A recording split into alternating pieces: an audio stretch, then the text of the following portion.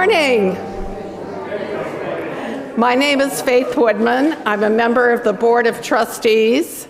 Welcome to the Unitarian Universalist Church of Brunswick on this Wabanaki land we call Brunswick, Maine.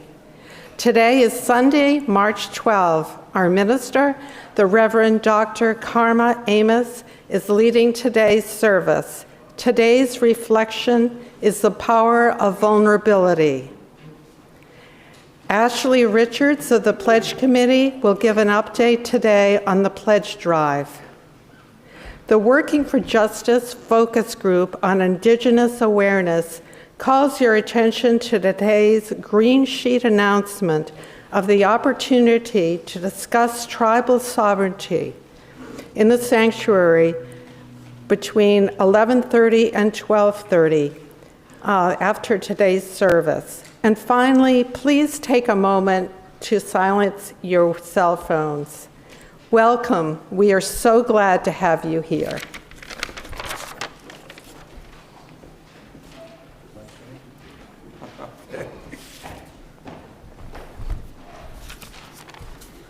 Well, good morning. This is a real treat. I'm usually sitting in the back row, so I identify each of you by the back of your head. And now I'm seeing all these faces, and here I am up here. This is like a real treat. Anyway, I'm on the Pledge Committee. I was appointed this year, and as you may know, we have a goal of $270,000 to support operation of the church and all of the things that we do for the community. So far, we've raised $106,000 with 27 pledges. So, we need to raise essentially another $180,000, a little less than that. Now, there are several ways. I think you've all received a letter in the mail. There's going to be an email that goes out. We have information here. And so there's several ways that you can pledge. I'll just let you know that what I have to do on a fixed income is I figure out what I can pledge for the year, and I divide that by 12, and that's monthly payments that come right out of my bank account. It's the simplest, easiest way to do it. Of course, some of you may be able to just write a check. We also accept money in small unmarked bills in a brown paper bag. But I think we're on our way, and just everything is just so, I can't tell you how good it feels now not to wear the mask, to come here, and everyone's smiling. So I think we can get this done this year, so please, if you haven't pledged, check it out back. And again, you'll get an email, you have information in the mail and a card, so please do what you can so we can reach our goal. Thank you.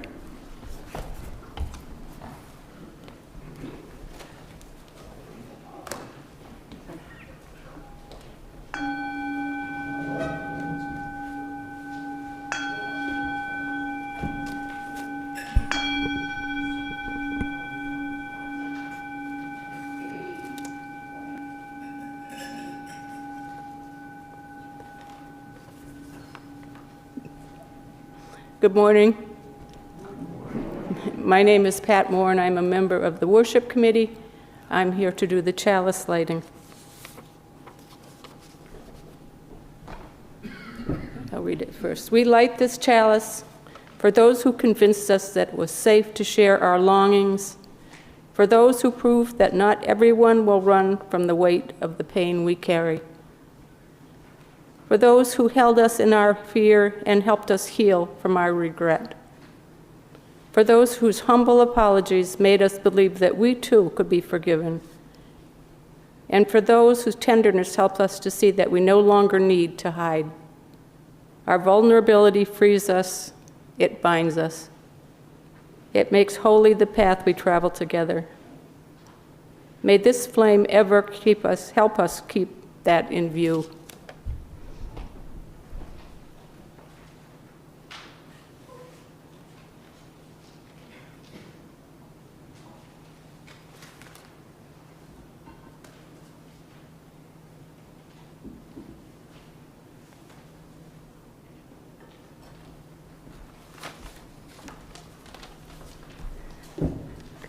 Good morning. My name is Karma Amos, and I am privileged to serve as the minister of this congregation and to welcome you, along with others, to this space today. It is our time for worship, when we converge from our separate locations to this place made holy by our coming together. Here we take the time, and do this with me, to breathe deeply and with intention. We recall again the values that we want to shape our lives. We grasp for the peace that eludes us so often during our regular routines. We practice being patient and kind and loving to one another. And we relentlessly nurture the hope that when we come together with open hearts and a willingness to work together, we can positively transform this world we share into a place of justice and love and equity. Some days this may be difficult to believe. We are not naive about the reality of suffering in the world or about just how many things are broken both within and around us. We are vulnerable. Every day we are reminded that life is risky and we will get hurt. Today we also remember that we are not alone. Our vulnerability is also a source of our power, not the kind of power the world worships and hoards, but the sacred kind of power that is generated when we come together to receive in grace the things we need and offer in generosity the gifts we have.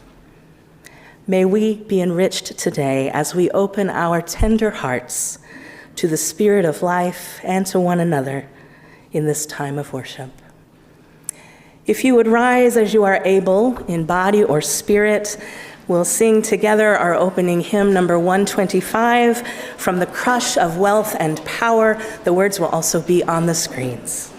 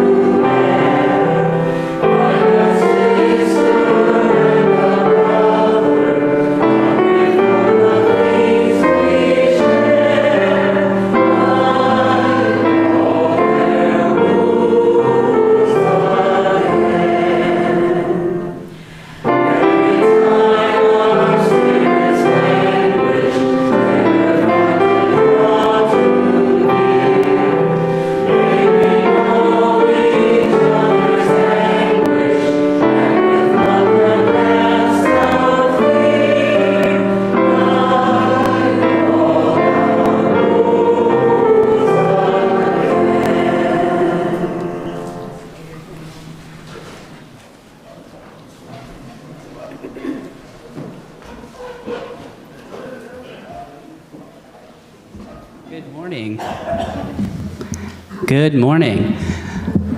My name is Tobin Cooney-Calnan, and I serve as your Director of Religious Exploration. Now is the time in the service when I call the children forward for a story. I see a couple younger faces. Would you like to come up and share a story with me? I'm going to read it either way. Hi, River. River, I love your haircut. Also, that is a really cool dinosaur sweatshirt. I'm into it. Hi, Kayla. I would love your haircut if you got one. It's nice to see you. So I'm sharing with you today a book called The Last Stop on Market Street by an author named Matt LaPena, and this is one of my favorite stories. I don't exactly know what it is about it. It's just about a little boy who's kind of learning about the world and how he's experiencing it through his grandmother's eyes, which is pretty cool. And it's a bit about vulnerability, which we're talking about today. Should I stop talking about it and read it? What do you think, River? Yeah, okay. All right, this is Last Stop on Market Street by Matt De La Pena with pictures by, who are the pictures by? By Christian Robinson. CJ pushed through the church doors, skipped down the steps. The air outside smelled like freedom, but it also smelled like rain, which freckled CJ's shirt and dripped down his nose. The pictures are up there if you'd like to look. He ducked under his Nana's umbrella, saying, "How come we gotta wait for the bus and all this wet?" "Trees get thirsty too," his Nana told him. "Don't you see that big one drinking through a straw?" CJ looked for a long time, but he never saw a straw. From the bus stop, he watched water pool on the flower petals, watched rain patter against the windshield of a nearby car. His friend Colby climbed in, gave CJ a wave, and drove away with his dad. "Nana, how come we don't have a car?" "Boy, what do we need a car for? We've got a bus that breathes fire and an old Mr. Dennis who always has a trick for you." The bus creaked to a stop in front of them. It sighed and sagged, and the doors opened. "What's that I see?" Mr. Dennis asked. He pulled a coin from behind CJ's ear, placed it in his palm. Nana laughed her deep laugh and pushed CJ along. They sat right up front. The man across the way was tuning a guitar. An old woman with curlers had a butterfly in a jar. Nana gave everyone a great big smile and a good afternoon. She made sure CJ did the same. The bus lurched forward and stopped, lurched forward and stopped. Nana hummed as she knit. "How come we always have to go here after church?" CJ said. "Miguel and Colby never have to go nowhere." "I feel sorry for those boys," she told him. "They'll never get a chance to meet Mr. Bobo or the Sunglass Man. And I hear Trixie got herself a brand new hat." CJ stared out the window, feeling sorry for himself. He watched cars zip by on either side, watched a group of boys hop curbs on their bikes. A man climbed aboard with a spotted dog. CJ gave up his seat. "How come that man can't see?" "Boy, what do you know about seeing?" Nana told him. "Some people watch the world with their ears." "That's a fact. Their noses, too," the man said, sniffing the air. "That's a mighty fine perfume you're wearing today, ma'am." Nana squeezed the man's hand and let out her deep laugh. Two older boys got on next. CJ walked as they moved on and stood in back. "Sure wish I had one of those," he said. Nana sat down her knitting. "What for? You've got the real-life thing sitting across from you. Why don't you ask the man if he'll play us a song?" CJ didn't have to. The guitar player was already plucking strings and beginning to sing. "To feel the magic of music," the blind man whispered, "I like to close my eyes." Nana closed hers too. So did CJ, and the spotted dog. And in the darkness, the rhythm lifted CJ out of the bus, out of the busy city. He saw sunset colors swirling over crashing waves, saw a family of hawks slicing through the sky, saw the old woman's butterflies dancing free in the light of the moon. CJ's chest grew full, and he was lost in the sound, and the sound gave him the feeling of magic. The song ended, and CJ opened his eyes. Everyone on the bus clapped, even the boys in back. Nana glanced at the coin in CJ's palm. CJ dropped it in the man's hat. "Last stop on Market Street," Mr. Dennis called. CJ looked around as he stepped off the bus. Crumbling sidewalks and broken down doors, graffiti-tagged windows and boarded-up stores. He reached for Nana's hand. How come it's always so dirty over here? She smiled and pointed to the sky. Sometimes when you're surrounded by dirt, CJ, you're a better witness for what's beautiful. CJ saw the perfect rainbow arcing over the soup kitchen. He wondered how his Nana always found beautiful things where he never thought to look. He looked all around them again, at the bus rounding the corner out of sight, at the broken street lamps still lit up bright, and the stray cat shadows moving across the wall. When he spotted their familiar faces in the window, he said, "I'm glad we came." He thought his Nana might laugh her deep laugh, but she didn't. She patted him on the head and told him, "Me too, CJ. Now come on." And with that, I hope you will come on with me back to our RE space for our little lesson I've got planned for us today. If you will all please join us in singing The Children Out. The words will be on your screen.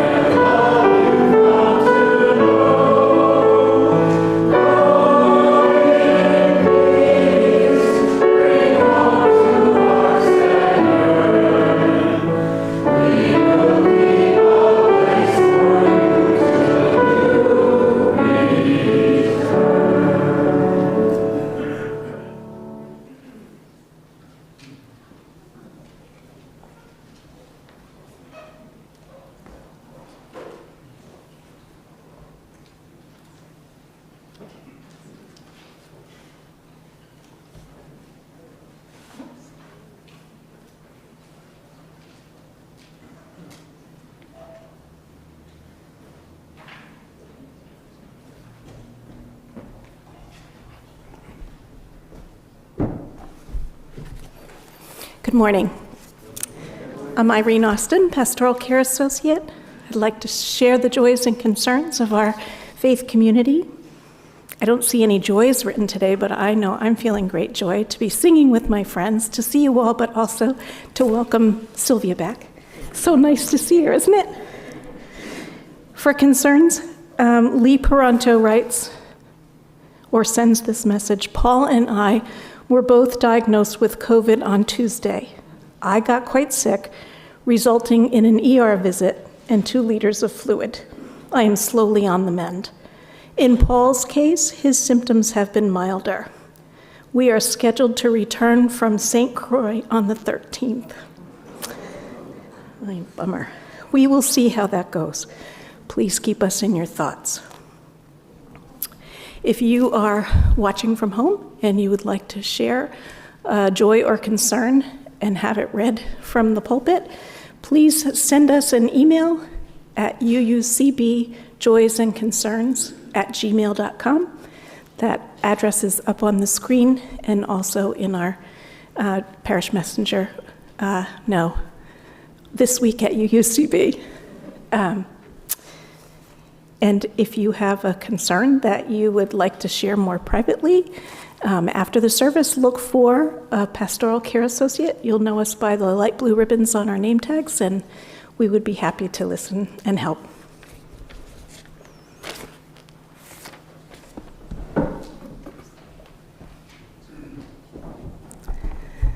Would you join me in a moment of prayer and meditation as we hold these joys and concerns, as well as those that were not voiced, on our hearts?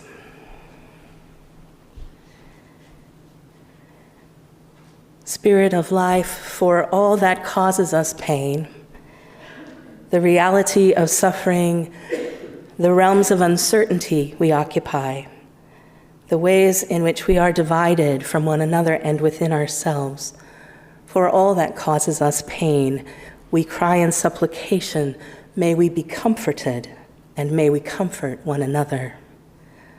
For all that gives us joy, the majesty of creation, the miracle of each new day's possibilities, the moments of our awareness of love's preciousness. For all that gives us joy, we offer thanks. May our gratitude open us more fully to life's gifts.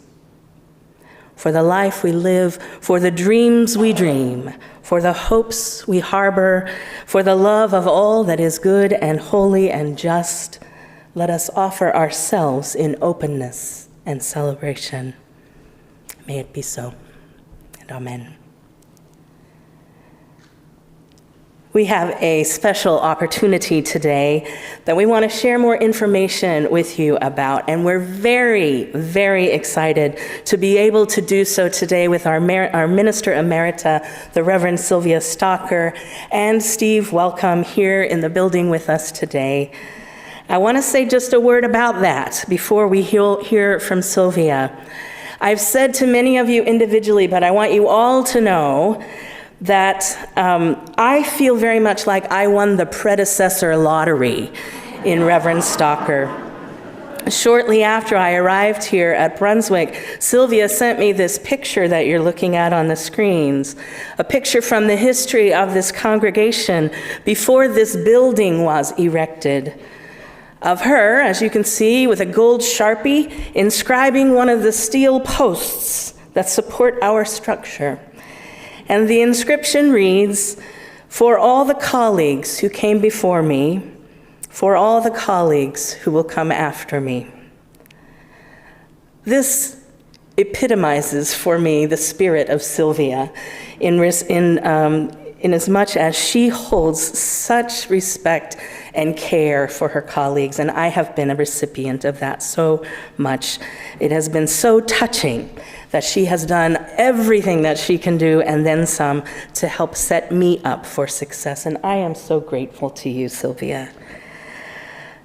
She is here today by request, and we're so glad that she said yes. And the reason is that we are announcing, and you received an email hopefully from your Board of Trustees, we're announcing our plans to participate with our entire larger Mid-Coast community in supporting the new emergency shelter that is being built by Tedford Housing. Our goal here with our fundraising campaign is to raise at least $10,000 to take advantage of a special naming opportunity to honor Sylvia. We hope to set aside one of the family units, which will provide safety and shelter for families experiencing homelessness, as the Reverend Sylvia Stocker room. And we've asked Sylvia to come share with you just a little bit about this project and what it means to her. We'll be gratefully receiving your donations today and through April 9th, Easter. But now let's hear from Sylvia. Give her a welcome home.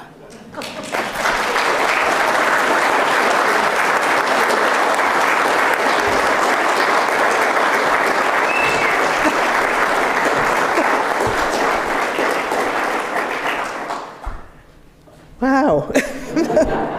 Thank you all so much, and thank you, Karma, for inviting me here today, as well as I need to speak in the microphone and look at Karma. I can't do it. As well, thank you for your ministry, your fine ministry to all of us. I will say that as Steve and I are entering this next phase of our lives, it is really nice to have a minister. And we have one now. It's wonderful.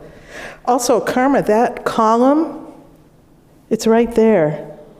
Oh, this one? Yeah, that I wrote on it it's probably a lot lower down because I'm short and there were no stairs yet, so it's down there somewhere. Anyway, it's lovely to see you all, and it's really special and wonderful to be back. So, I was not surprised when Karma told me that UUCB was undertaking a capital campaign to support building the new Tedford shelter. Not a surprise at all. But I was stunned when she told me that UUCB planned to use the funds for a naming opportunity for a family unit that had my name on it. She wanted to know if that would be okay with me. And after I picked my jaw up off the floor, I said, yes, that would be okay with me, more than okay. It would be an honor and even humbling for me to be the recipient of such an honor, a testimony. I was stunned. When I served as your minister, one of the most challenging parts of my job was to assist in any meaningful way people experiencing homelessness who came to the church here seeking help. I could point them to resources. Sometimes I could give them material assistance, a food card, a gas card, maybe occasionally a night's lodging in a local hotel. Band-Aid solutions, all of them, restricted by my ability to help and inadequate to the gargantuan need that was presented to me. The stories broke my heart, and especially the stories that young families told me. I would try to imagine their lives. The baby with the ear infection trying to sleep at night in the car. The parents unable to get comfortable no matter how much they tipped their seats back as they tried to sleep as well.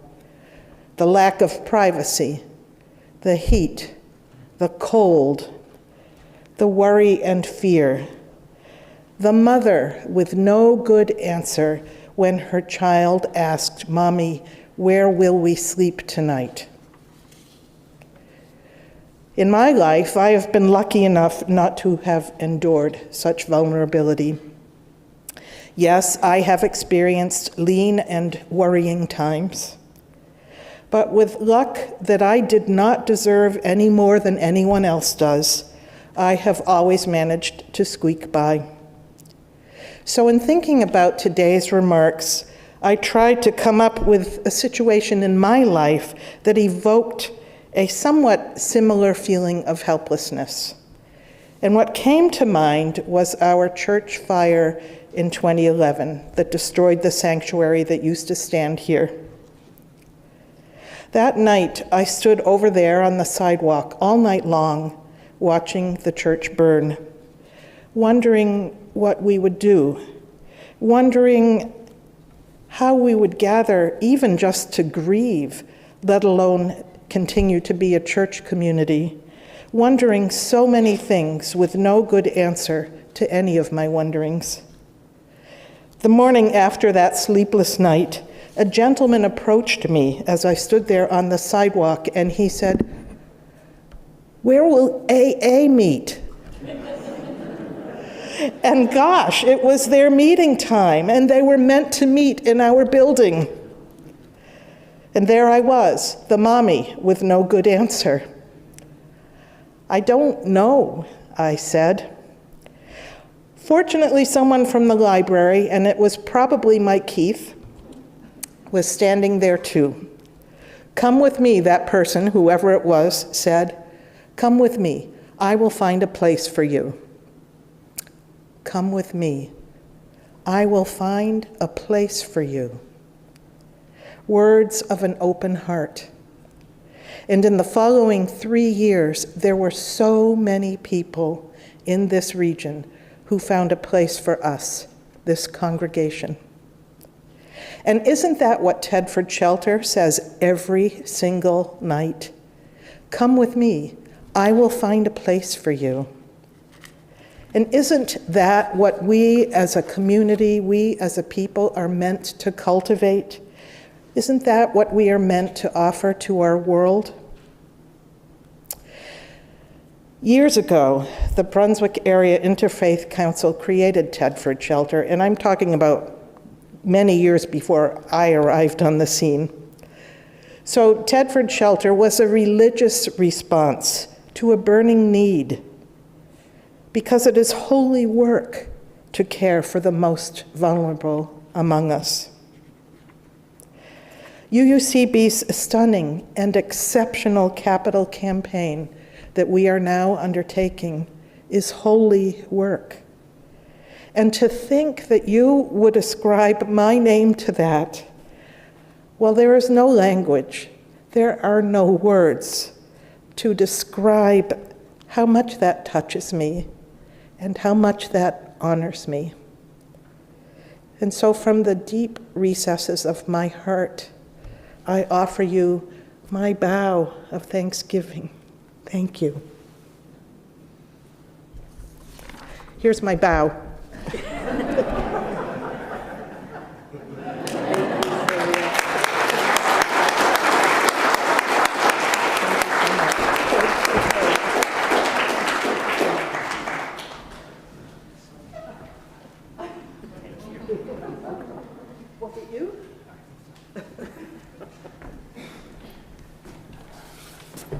Good morning.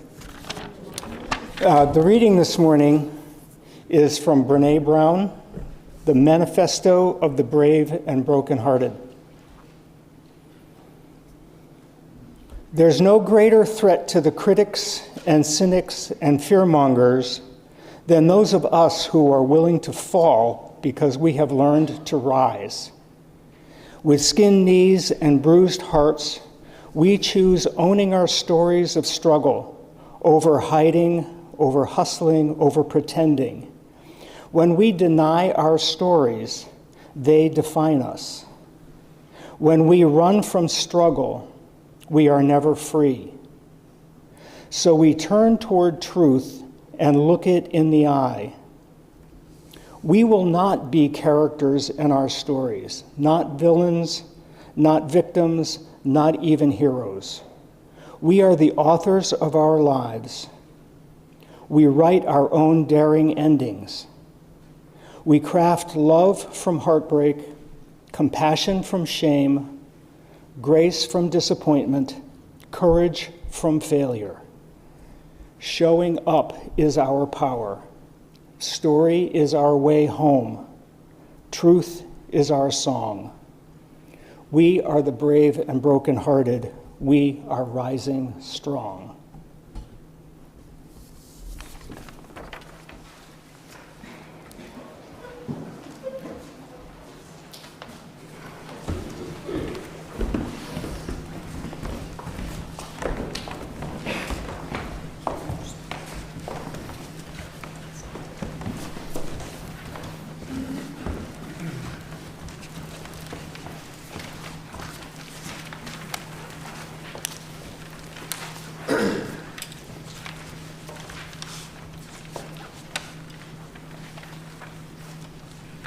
Your hand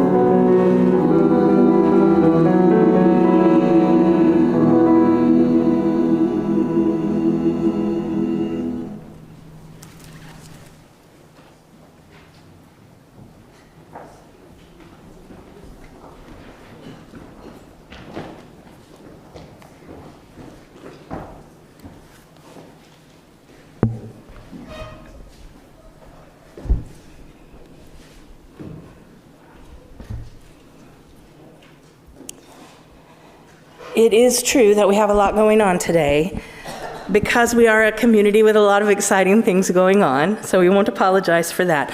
But I do want to begin my reflection by easing any anxieties you may have about the clock. I'm going to be brief.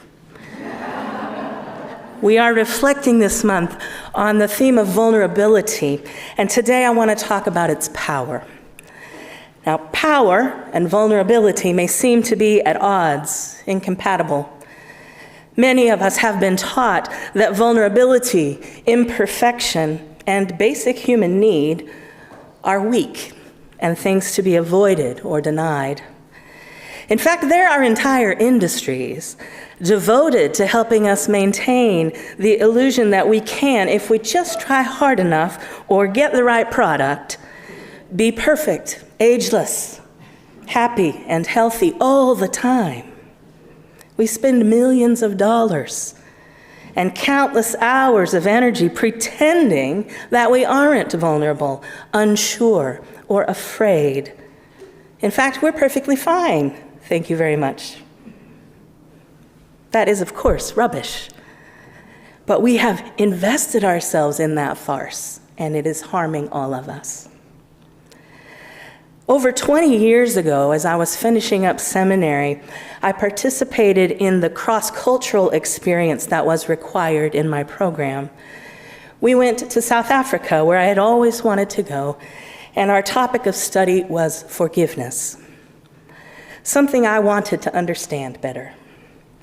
Of course, forgiveness was relevant particularly in South Africa because forgiveness via the Truth and Reconciliation Commission had become national policy following the long, bloody battle to overturn apartheid. It was an amazing time of learning for me and of beginning to question some of the ideas I had inherited about the way things work in the world, including power. The time we spent was intense, emotional, physically and spiritually draining. And the story I want to tell you about occurred after we'd traveled nearly all over the country and met with untold number of mucky mucks, including 2 real live in-the-flesh kings, the Zulu king and the king of Lesotho. But near the end of our journey, we were in Cape Town, and we were to meet with the Reverend Matlelepula Chabaku, an elected member of parliament who was also an alumna of our seminary. Most of the students, myself included, were way beyond tired of meeting with dignitaries and were not overly enthused about this gathering. So we arrived at Parliament, and we were met by a large black woman with a serious look on her face and an even more serious voice. Think James Earl Jones, but South African and female. She led us through security into the chambers of the South African parliamentary government. This was the room in which all of the acts of apartheid had been passed into law. Some nasty stuff happened in that room. But more recently, some revolutionary things, like the passage of one of the most progressive national constitutions in the world. After she'd given us the spiel about the room and its significance for the history of South Africa, Matlelepula began to teach us in a different way. These were not prepared remarks. And what happened as she began to share was kind of eerie. That big chamber became quiet, and a spirit of reverence descended on our group like had never happened in any of our other meetings as we listened to her. Not one of us wasn't paying attention. There was no question we were in the presence of wisdom. And Reverend Chabaku said this. She said if we learned nothing else on our visit to her country, she wanted us to think about, really think about, and begin to understand its lessons about the power of powerlessness. To illustrate, she said to us, when a bully beats up a small child in the street, it isn't the bully's strength that makes you want to act. The powerlessness of the small child is such, it's so great that you want to do something to the bully. And then she said, when a person's who is suicidal is at the top of a building, peering over the edge, preparing to jump, who helps? It is not the person shouting freeze with a gun out to the person wanting to die. Rather, it is the person who speaks softly with their pockets inside out, with their hearts open, who is able to make a difference and help save a life. Reverend Chabaku said that in their attempt to recover from the evil and suffering of apartheid, the people of South Africa were beginning to learn a sacred lesson about the power of powerlessness. If I told you I learned that lesson that day, I'd be lying, but I'm still trying. This is so countercultural, so antithetical to the example of power that we tend to worship. The kind of work that calls us to question that, to reconsider, to deconstruct, to reimagine, is difficult work that has to take place on a variety of levels. Personally, interpersonally, politically, spiritually. I'm encouraged that this conversation about the power of vulnerability and a reclamation of the potential of our shared humanity has become much more mainstream. Right, we've already heard this morning from Brené Brown, whom we might rightly call a vulnerability guru for millions of people. Her TED Talk on the power of vulnerability in 2011 went viral, and her 5 New York Times bestsellers since then have engaged hundreds of thousands of people in this conversation. But it's not just on the level of self-help that people are joining the conversation and committing themselves to a new way of being. For example, Harvard Business Review published an article by Amy Edmondson and Tomas Chomaro Premizic, in which they argue that the leaders our world most need today are those who demonstrate vulnerability rather than bravado. Looking specifically at our global experience of COVID pandemic, they note that the leaders who initially helped the most and made the most difference were not the omnipotent, macho-style leaders displaying classic power over, but rather those who were willing to show their vulnerabilities, who could admit to themselves and others what they did and did not know. The early approaches to COVID by the leaders of the US, the UK, and Mexico, for example, were contrasted with those by leaders of Germany, New Zealand, and Finland. And the authors conclude from that example, and much more broadly, that leaders who focus more attention on maintaining their public image and projecting a veneer of invincibility mislead people and ultimately bring all of us more harm. Whereas those leaders who are willing to admit what they do not know, recognize their limitations, and form genuine connections with others in a spirit of curiosity and candor and collaboration, those leaders help us move forward together. This is in contrast to the leader who never wants to be questioned and spends enormous effort overcompensating for their humanity. Singer-songwriter Cheryl Wheeler describes those folks as frequently wrong, but never in doubt. HBR authors argue persuasively that instead of that kind of leadership, we need people who will tell the truth, ask for help, go outside their comfort zones, admit and apologize for their mistakes, and engage with others on an ongoing journey of self-discovery and improvement. Now, one thing it feels necessary to acknowledge about this is that we're not all starting on equal footing when it comes to vulnerability and power. The practices associated with owning and exploring and leveraging one's vulnerability for good work best for those who can make that choice to do so. Those who have enough time and space in their lives to process and choose.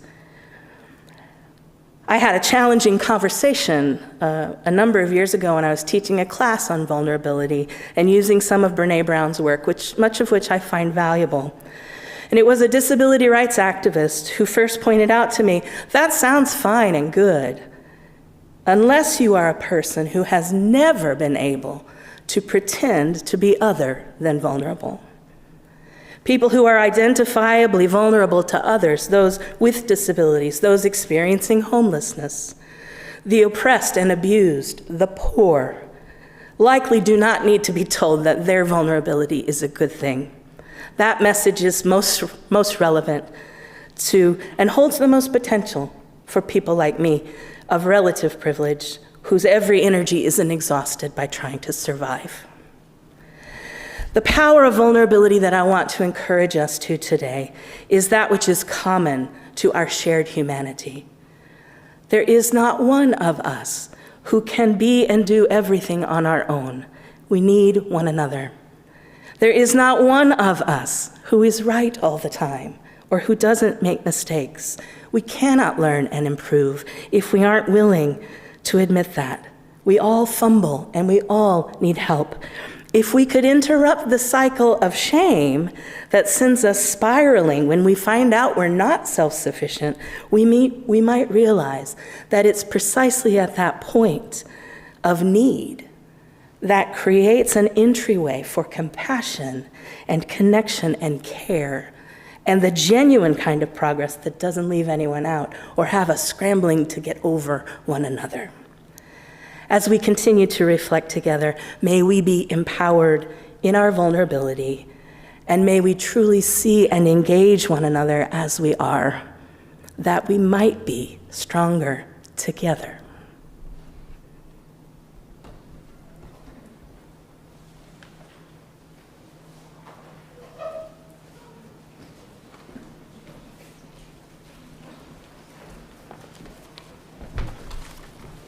This is the time in the service when we receive the offering from the congregation. All Sunday non-pledge cash is split with monthly charity of soul. This month it is ILAP, which is a mouthful, but it's the Immigrant Legal Advocacy Project. May these offerings.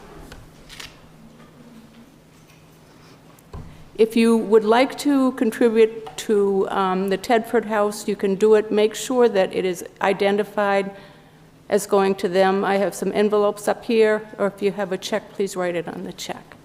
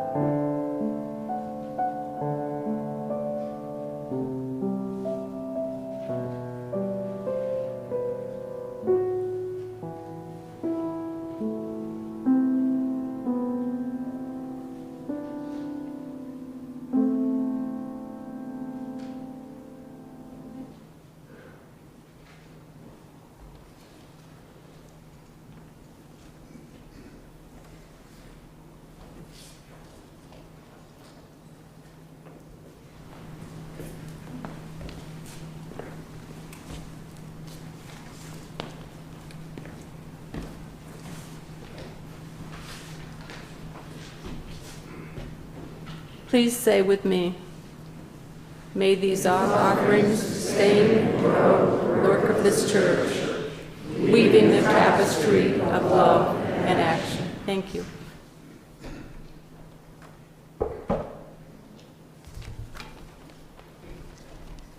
And if you would rise as you are able in body or spirit, we'll sing our closing song, When Our Heart is in a Holy Place.